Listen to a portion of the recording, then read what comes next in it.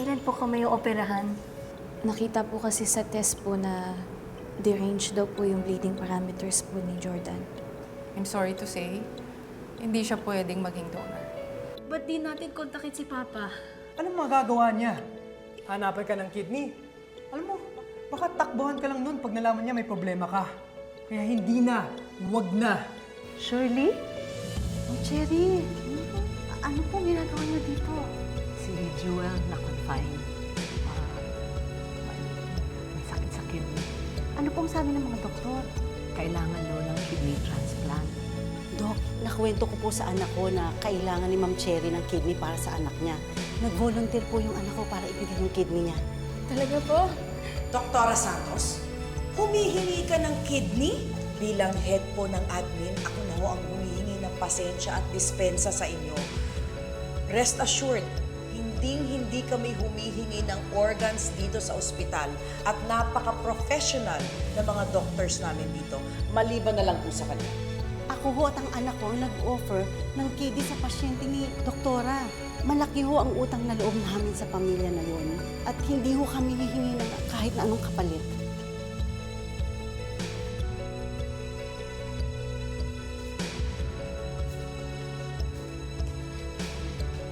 Ma'am, maraming salamat po.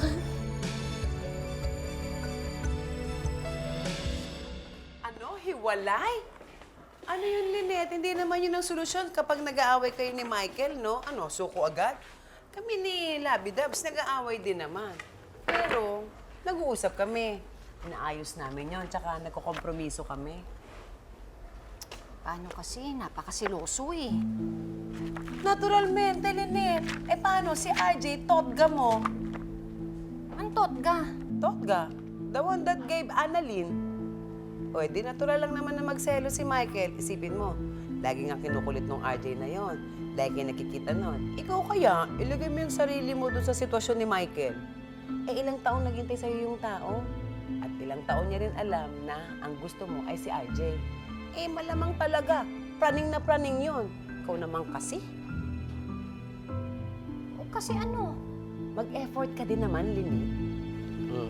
Bakit, Diyosa? Nag-i-effort naman ako ah. Pumayag na nga ako na tawagin niya akong sweetheart. Tsaka pumayag na rin ako na magpahalik. Ako naman, Lynette. Hindi yan effort. Kasama talaga yan sa relasyon, ano? Ang ibig ko sabihing effort ay, subukan mo rin namang i-work out yung relasyon yung dalawa ni Michael. Yan lang naman kung gusto mo. Gusto mo ba? Oo naman. Lynette, hindi pa pwedeng oo, pero yung sa loobin mo naman, hindi. Aba, mahihirapan ka niyan. Okay. Lynette, hindi naman talaga perfecto si Michael. Pero tignan mo ha, mabait yung tao. Matulungin. At higit sa lahat, lagi siyang nandyan para sa inyong dalawa ni Annalyn. Si RJ.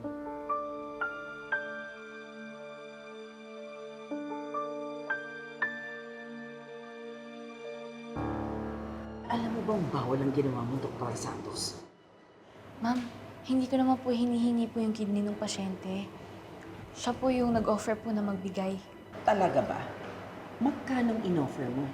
Mrs. Tanyag, I don't think Dr. Santos is capable of offering monetary compensation in exchange for the patient's kidney. Kailan ka pa naging abogado ni Dr. Santos, Katie? I'm just telling the truth, ma'am. Wala pong bayarang nangyari. And I'm sure Dr. Santos knows the SOP and the policies sa ospital na ito. Yes po, ma'am. At saka si Ma'am Shirley po kasi magkaibigan po sila ni Ma'am Cherry. Enough! Kapag nalaman ko na may binaypas kayong procedures natin dito, I will make sure the ethics committee hears of this.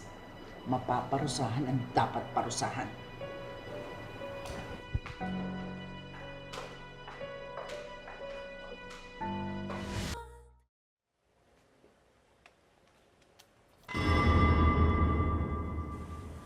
Ma'am Moira, ano po bang problema ninyo? Pinahiya mo ko kanina. Binastos mo ko.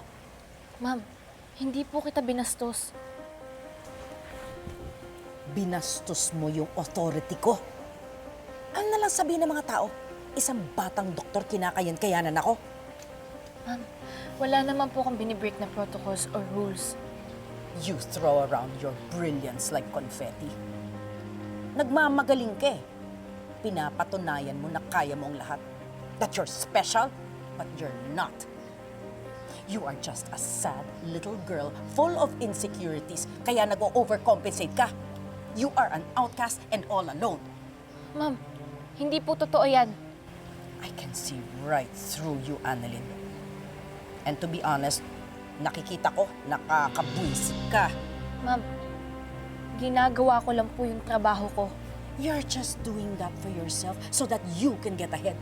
Pareho lang kayo ng nanay mo, ambisyosa. Bakit po ba lagi nyo na lang po dinadama yung nanay ko? Sorry. Of course, this fight is only between us. Akala mo, lahat ng gusto mo, makukuha mo? You think life is like a sunny day? Hindi. May mga araw na babagyuhin ka rin. At kapag nalulunod ka na sa baha, expect me to be on a lifeboat, watching, praying, and shouting that you freaking drown.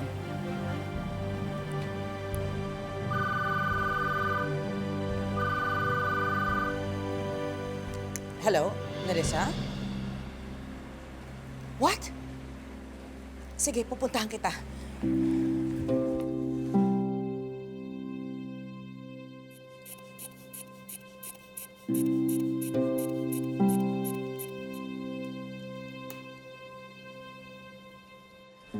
Nerissa, Moira, what happened? we were just eating. Bigla na lang siyang nag-collapse. I don't know why. Moira, please. Please help my husband. Please save him. Nerissa, Jaime is a friend of my father. We will do everything for him. Nagkaroon kami ng bagong building dito sa Apex nang dahil sa donations niya. Doc Prado, please make sure to take care of Sir Jaime. Yes, ma'am.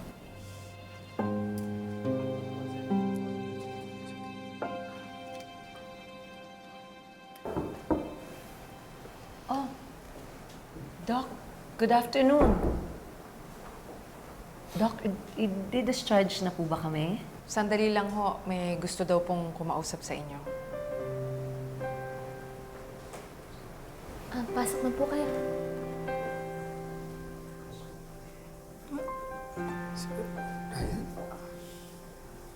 Shirley! Ryan, anong ginagawa mo dito? Nalaman ko kasi na kailangan mo ng kidney. Buti na lang, 2 pa kidney ko.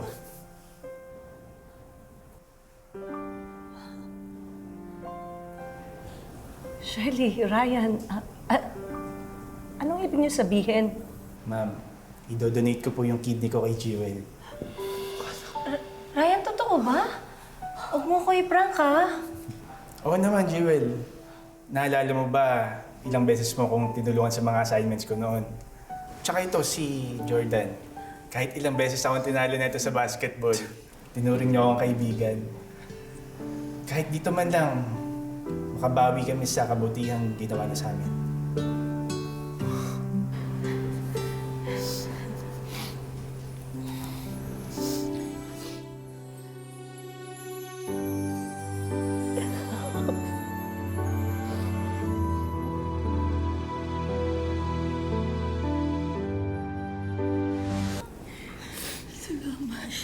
Actually, we already have Ryan's lab results. Match po kami ni Ryan. Doc, match sila? Ano, ready ka na ba para sa kidney transplant mo? Ate!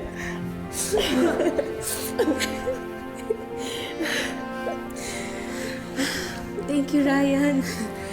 Maraming salamat po. Bro, thank you. Bro.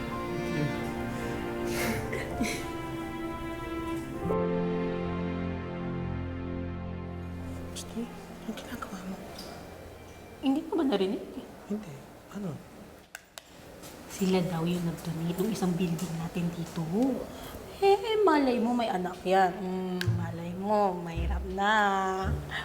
Alam mo, Mars, kung may anak sila, huwag ka mag-makeup. dapat magdasal ka na mahilig sa pet yung anak nila. Ganyan. Sa veterinary pala dapat. Ganon na.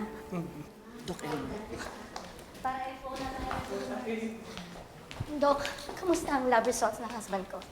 I have your husband's results here. How is Jaime doing, Doc Elmer? He has chronic kidney disease, stage 5. What? How could this happen, Moira? Well, lifestyle, he's diabetic, hypertensive, and plus the age. Tell me, anong pwedeng gawin? Well, we could do dialysis, pero baka hindi kayanin ng katawan niya. So I do indicate him for a renal transplant, but we have to look for a donor. Sigurado ako, hindi magdodonate ang mga kapatid niya. Magkakaaway sila. And my 2 sons are in the States, Moira. Anong gagawin ko? Saan ako kukuha ng kidney donor? Nerissa, don't worry. We are going to do everything possible for your husband. Please, please, please, Lord.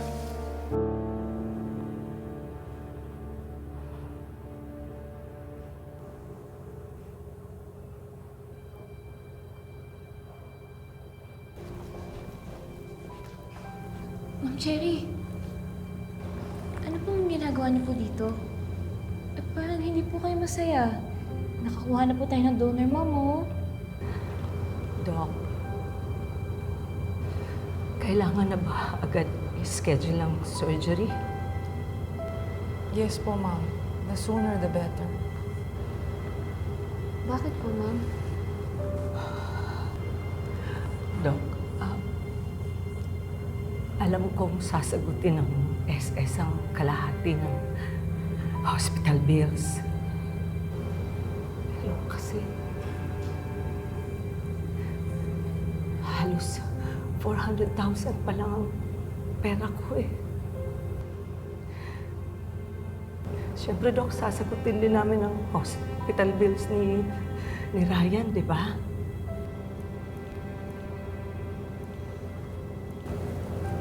Kasi, Doc, sa totoo lang, Doc,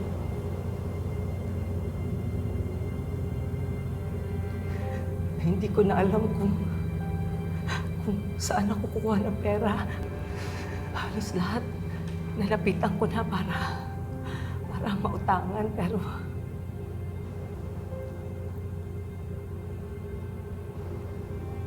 Ganito na lang po. Kapag sapat na ang pondo ninyo, maaari kayong magpa-readmit dito sa ospital at ituloy natin ang surgery. But for now, pwede po kayong magpa-discharge muna para hindi makadagdag sa gastos ninyo.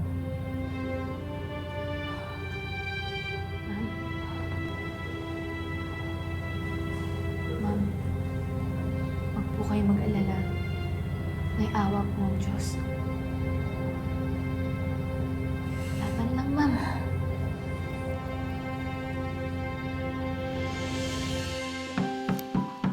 Come in. Ma'am, nandito na po si Mrs. Natividad. Thank you. Mrs. Natividad, take a seat.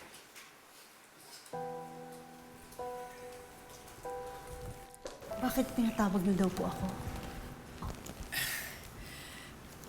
SS patient po kayo dito, ano? Kamusta naman ang stay niyo rito? Okay naman po. Mababait po ang mga doktor. Maganda po yung ospital.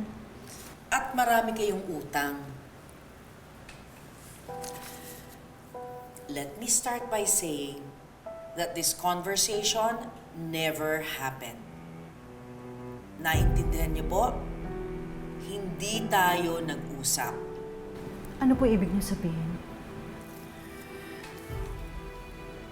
May nangangailangan ng kidney. And they are willing to pay 2 million pesos.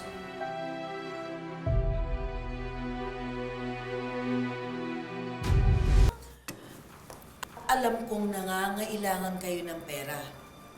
At yung kaibigan ko naman, nangangailangan ng kidney. So, it's a win-win situation. Pero ibibigay na po ng anak ko ang kidney niya sa anak ng Ma'am Cherry.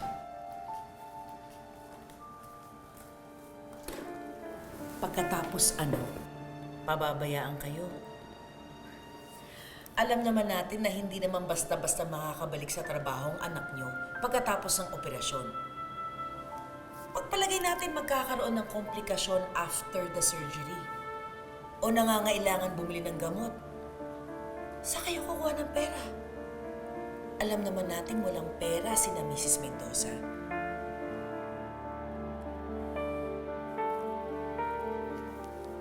Alam kong gusto mong tumulong dahil kilala mo sila. Tinulungan po nila kami dati eh. Pero kailangan mo ring maging praktikal. Napakahirap ng buhay ngayon. Hindi pwedeng tumutulong ka na ng libre lagi. Saan ka makakapulot ng ganong kalaking pera? 2 million pesos kapalit ng precious na kidney ng anak mo. Pero... But it's up to you. Ayoko namang mamilit. Pero napakagandang panimula ng taon ang milyonarya ka.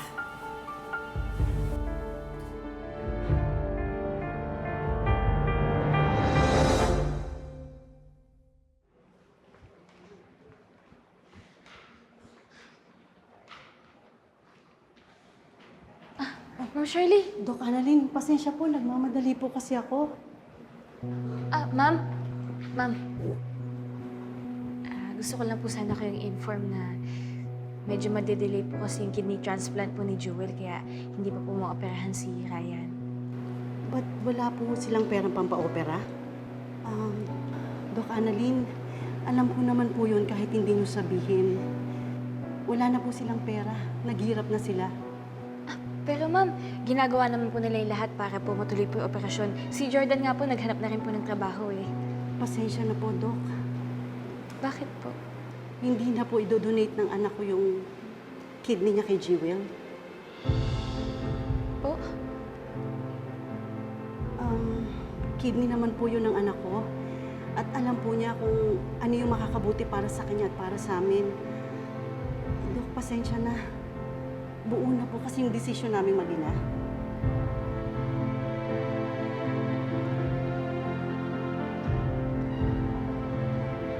Thank you so much, Moira.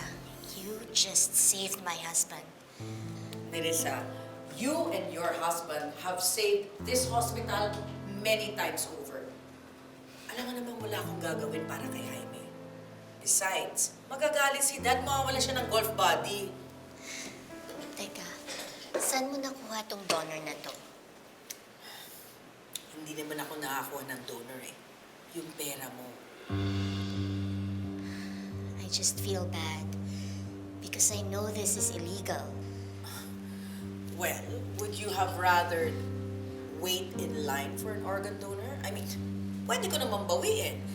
Pero, huwag mo akong sisisihin kapag namatay ang asawa mong kahihintay. I know, Moira. Maraming salamat ulit. Huwag ka mag-alala.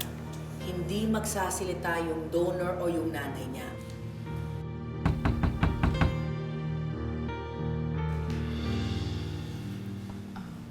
May I talk to you, Mrs. Tanyac? Yes, of course. Mauna na ako, Moira.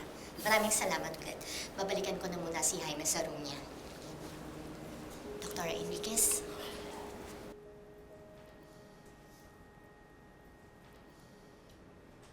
Yes, Katie, what can I do for you? Ninang, please tell me you didn't have anything to do with it. I beg your pardon? Napunta sa VIP mo ang kidney that was supposedly patient Mendoza's. Pasyente po ni Annalyn. Paano ho nangyari yon?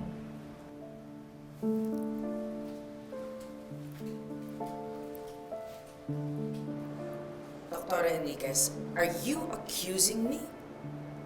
Are you saying ako ang may gawa nun? Ninang, I am simply asking you how it happened. And I am simply telling you that I had nothing to do with it. It just so happens na magkakilala si Nerissa at si Shirley. Mas mahaba ang panahon nilang magkakilala. Ninang, please. Katie, inaanak kita. But I am still your boss. So if you have any intention of continuing your fellowship here or working in this hospital in the future, I suggest you shut your mouth. Pikon ako sa mga bastos. At lalo akong pikon sa mga nag-aakusa sa akin. Hindi ko talaga magets eh. Kung bakit bigla na lang magbabakot si Ma'am Shirley tsaka si Ryan. Eh okay naman yung usapan nila ni Ma'am Sherry. Dok, baka naman natakot. Kasi hindi bilang operation yung gagawin sa kanya.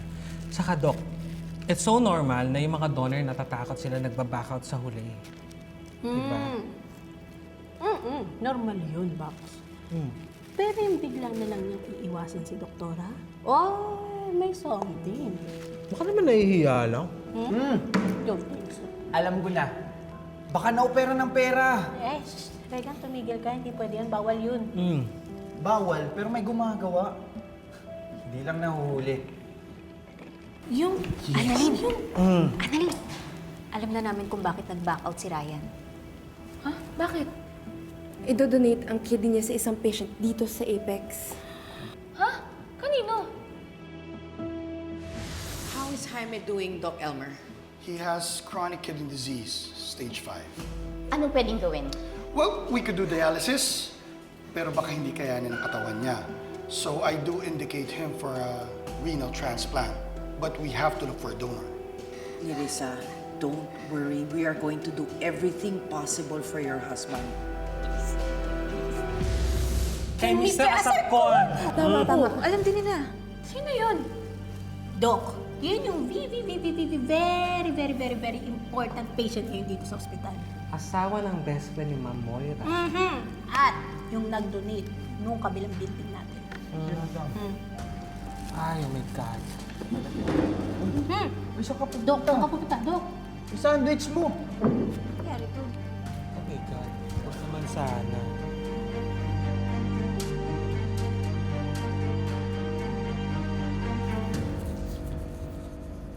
Doktora Santos, Ma'am, andito po ba si Ma'am Moira? may appointment ka po ba, Doc? Wala po pero may sasabihin lang naman po ako sa kanya. Wait, tawagan ko po.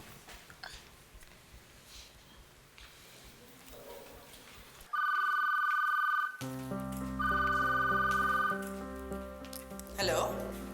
Hello, ma'am. Nandito po si Doktora Santos. Gusto ko raw po makausap. Sabihin mo, nasa meeting ako. Maghintay siya dyan. May ka-meeting pa raw po siya. Mag-antay ka na lang daw po dito. Okay po. Salamat.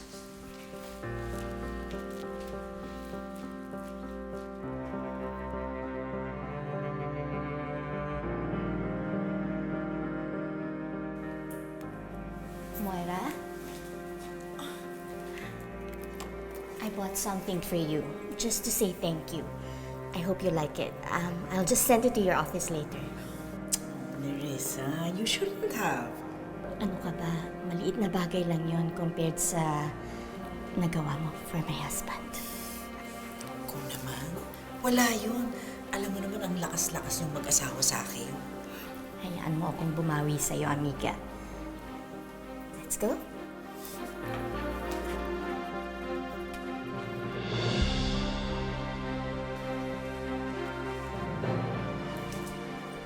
Doktora Santos? Ma'am, anong oras po kayo matatapos po yung meeting ni Ma'am Moira?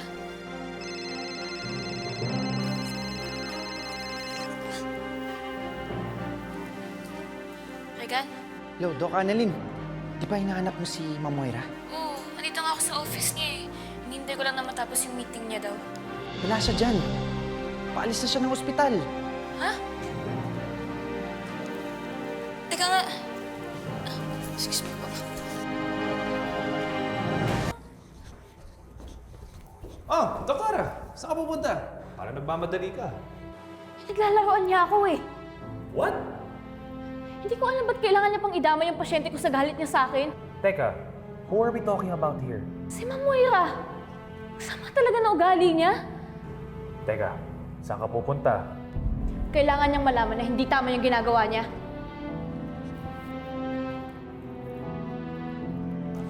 Saan niyo gustong kumain? It's my treat. Let's go somewhere nice. What about ganito. Ma'am Moira! Gusto ko po kayo makausap.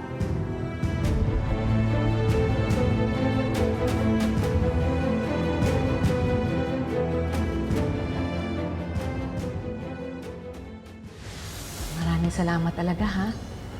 Ito, para sa inyo. Wag na po. Hindi na ho kailangan. Pasensya na po. Pasensya saan? Please, sorry na. Nagsiselos lang ako.